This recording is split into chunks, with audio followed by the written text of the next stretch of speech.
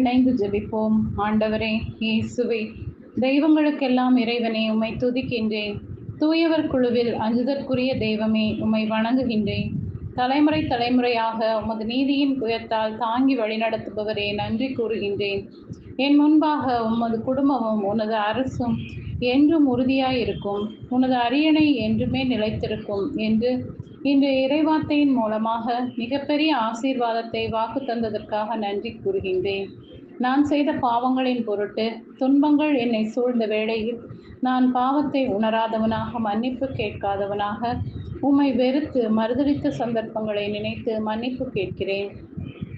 மன்னியும் தந்தையே, நான் அவனுக்கு தந்தையாக இருப்பேன், அவன் எனக்கு மகனாக இருப்பான் என்றவரே, என் தந்தையாக அன்னையாக இருந்து தவறு செய்யும் போது என்னை தண்டித்து திருத்தும் என் ஆன்மா என்றும் படுகொலியில் விழுந்து விடாமல் உமது வல்லமையான கரத்தால் தாங்கிடும்.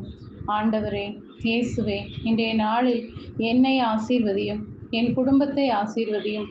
புனித யோசேப்பு மரியாவின் கணவர் என்ற கடன் திருநாளை நினைவு கூறும் இவ்வேளையில் திருக்குடும்பத்தில் விளங்கிய நற்பண்புகளால் தங்கள் குடும்பங்களை உமக்குள்ளாக வளர்க்கும் ஆற்றல் அனைத்தையும் குடும்ப தலைவர்களுக்கு கொடுத்தருளும்.